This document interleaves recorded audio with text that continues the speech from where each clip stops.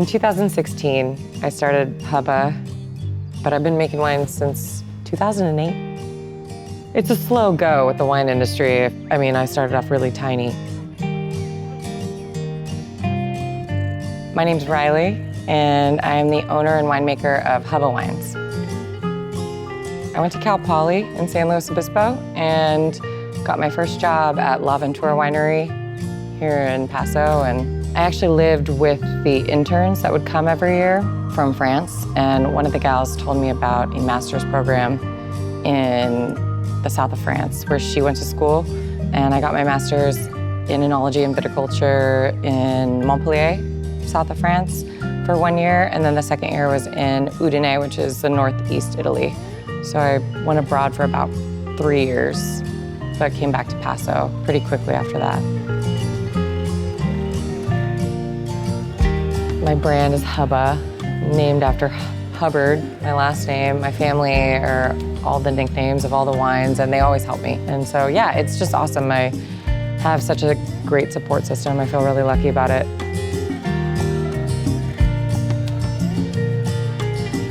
Tin City is kind of a magnification of what Paso is about. Just helping other people and trying to have everyone succeed instead of just yourself. I don't think I'd be in business if it weren't for the whole community. You know, the barrier to entry in something like the wine industry is pretty steep. Tin City has definitely given us an area it's like a little incubator for a lot of new brands. But I was one of the early adopters of Tin City, and I feel really lucky to have landed here because I didn't anticipate that it was going to become what it's become.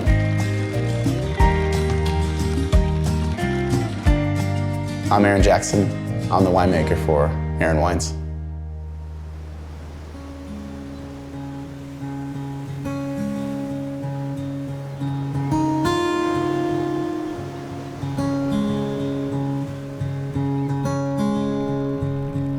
Conforming to the norm and appealing to the status quo has never been an interest of mine whatsoever in my whole life, and it certainly doesn't find its way into my winemaking. I'm not trying to fit the mold. I'm trying to do something that inspires me. The Central Coast is amazing, and that's a big part of what drew me to the wine industry, is that I'm really proud of where I grew up. I really love where I grew up. I feel really blessed to live here, and so with that, I got in the wine industry really young, and part of that was because I wanted to do something in my backyard. I wanted something close to home.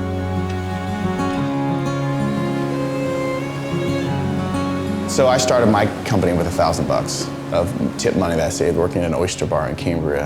I'm not making wine as an ego trip. I'm making wine because I'm actually passionate about winemaking. I'm passionate about the area that I grew up. I like to say in a lot of ways, my wines are like my love letters to the Central Coast. Every time I make one, it's like me feeling prideful and just kind of honoring the place that I grew up. So we work with 20 different vineyards right now. We work with a group of 5 vineyards out on the coast and about 15 vineyards here on the west side of Paso Robles. I focus on Petite Sirah, and so when I focused on Petite Sirah, there wasn't actually a lot of really incredible Petite Sirah sites planted for a long time. So it took a lot of work earlier in my career, and this continues in getting growers to plant a lot of great sites to Petite Sirah. I wanted to have something that no one was looking at that had potential in Paso Robles that I felt like in a lot of ways like exuded my youthful personality.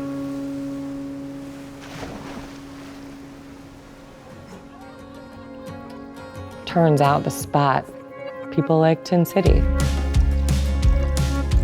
I'm selling out, and that's where I decided I'm gonna make some more wine by the glass, by the carafe. So I'm buying some bulk wine from my friends around Tin City, and we're selling it at events. And if people just wanna come by, have a glass of wine and a pizza, then we have my rotating tap list of all my friends' wines. I love being out in nature, and I love the idea that it's vintage by vintage. Whatever the vintage gives you, that's what the wine's gonna taste like. And that's what I try to do with the wine. I don't manipulate it at all. I don't add anything. And it's a product of our environment. It's a product of where it's grown. And that to me was really special. I don't think that wine has to be so serious. We always say that we take our winemaking seriously, we don't take ourselves too seriously. We try to inspire people with what we do.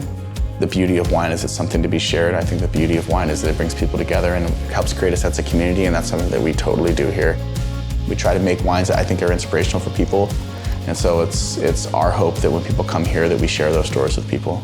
And I want to like, hey, come in, have a glass of wine, have a chat. We'll teach you about the wines and, show people a good time and build that sense of community.